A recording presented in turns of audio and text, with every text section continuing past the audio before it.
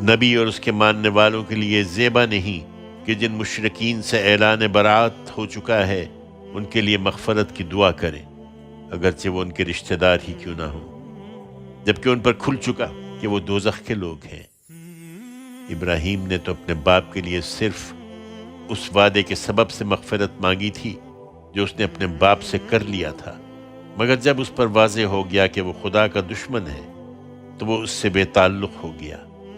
حقیقت یہ ہے کہ ابراہیم بڑا نرم دل اور بردبار تھا۔ تم یاد رکھو کہ اللہ کا طریقہ یہ نہیں ہے کہ وہ کسی قوم کو ہدایت دینے کے بعد پھر گمراہی میں مبتلا کر دے جب تک کہ انہیں صاف صاف وہ چیزیں نہ بتا دے جن سے انہیں بچنا ہے۔